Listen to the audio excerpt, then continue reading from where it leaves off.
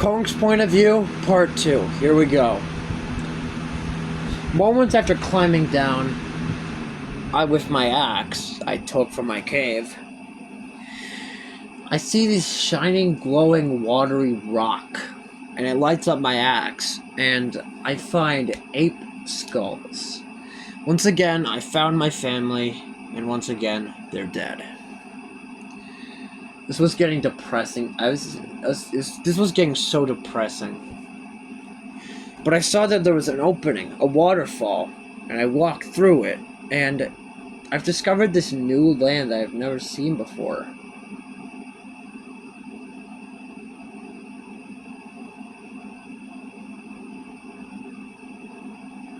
And yeah, I look around and this place doesn't look familiar at all.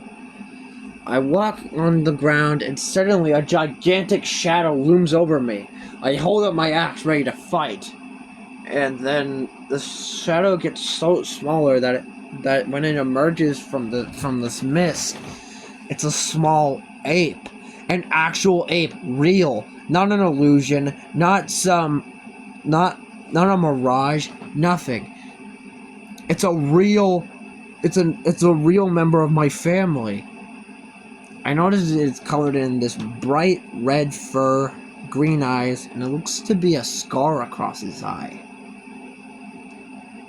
He looked scared, so I tried to comfort him by putting my weapon down. I reached my hand out for him to comfort him. He gets closer and closer, reaches his hand out, and then the little brat bites me. I was so in shock, I didn't register it at first, but it hurt more than it should have. And then he ran off. I couldn't let this slide, so I ran right after him.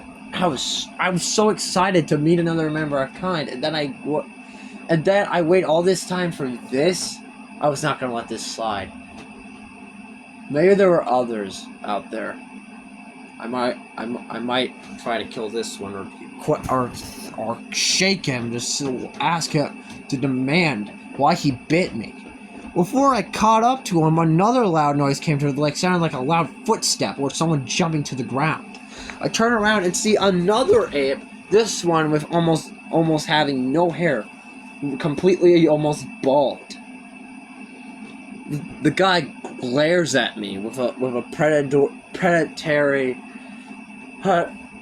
menacing stare. And then before I know it, I get jumped. I get slammed on the ground by two other apes who are slamming me on the ground. And I'm just sitting here taking it. I'm trying my best, but it's so hard. They're tough. But then I remember, I'm Kong. I'm in the Hollow Earth now. I don't need Godzilla. I don't need Godzilla to give me the go-ahead to kill these guys or attack them. I don't want to kill them, but maybe if I'm able to reach them with reason, maybe they'll stop attacking. So I pick up a rock and whack one of them off me. The other one puts me into a headlock, but I force friendly fire and throw him off me. Eventually, and then the one that had glared at me before, I charged in and I blocked him and knocked him back. I went to go grab my axe, but then the little one from earlier came and jumped at me, like going around my face, roaring at me, trying to bite me. So I grabbed him and then slammed him on the ground, and then and I had enough of this bull crap today, so I whacked them side to side, hitting them. Eventually, I threw him against one of the other apes. I slammed my fist on one of the apes' backs right when I was about to finish him. Another one came in and slammed me into again, but we both nearly topped off over to the edge. And then this ape was about to fall, but I caught him by the wrist. Maybe there's a possibility that if I saved this guy, the others could realize I wasn't a threat, and maybe we could find more apes together. It was a hopeful thought, but I should have realized that was wishful thinking. I pulled him up. He looked absolutely terrified. When I looked back to look at the others, see if they noticed that I wasn't a threat, the one grabbed his knife blade thing of like a long tooth that was attached to a tiny bone and tried to stab me. This time, I didn't hesitate to kick him off the cliff where he would presumably fall to his death. I was happy that he was dead, but I also felt sad. The feeling I had gotten when that little one first showed up gave me such joy that after all, my family really were down here, but these guys weren't my family. These guys were enemies. My own family, my enemy. It was such depressing. When I look back, that one, the one with barely any hair on his head, suddenly looked in fear, seeing that he was outnumbered, and ran. I picked up a large rock and threw it at him, and it hit him on the head. But then he ran away again. I saw the little one, and I grabbed him and yeeted him, and I threw him on the floor and roared at him, in the sign of, "Why did you do that?"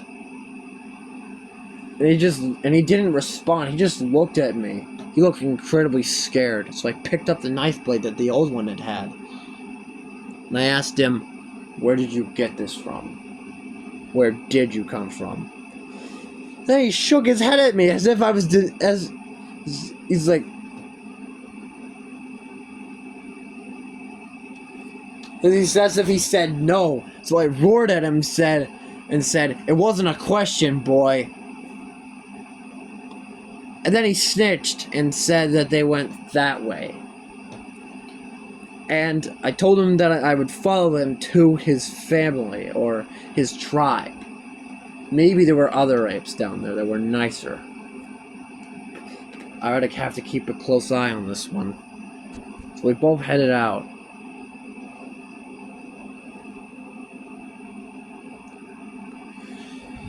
Not long after, we ventured through the Hollow Earth together, and I learned this place was called the Subterranean Realm.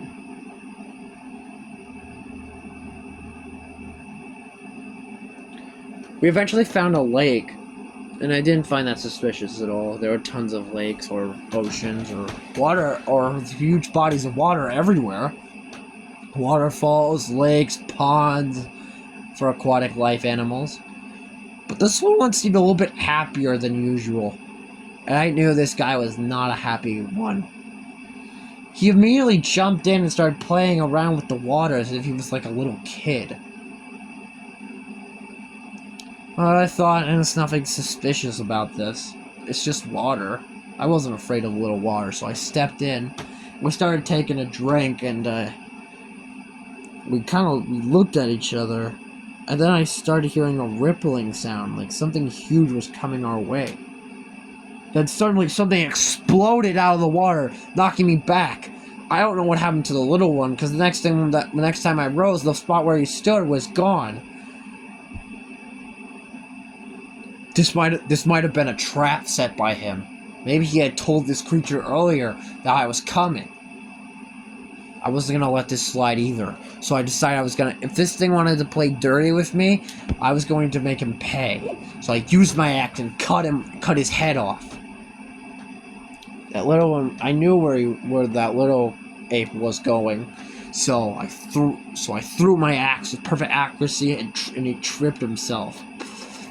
Then I threw the head of the enemy that had attacked me. I had made it into the area where he was, and I picked up my axe.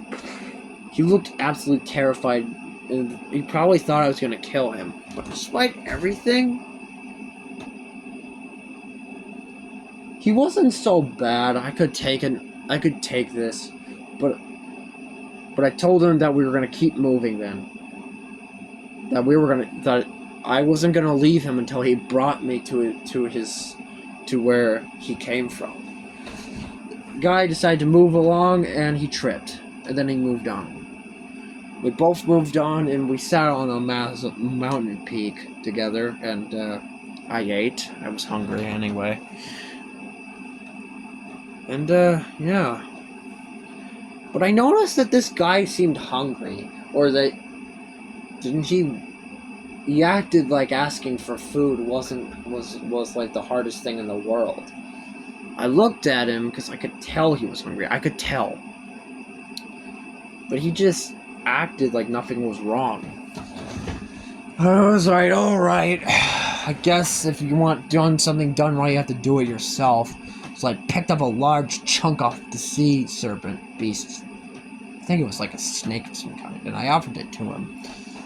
The guy stood on all fours in an aggressive position. He made small noises that sounded like alarm. I was very confused on what was going on.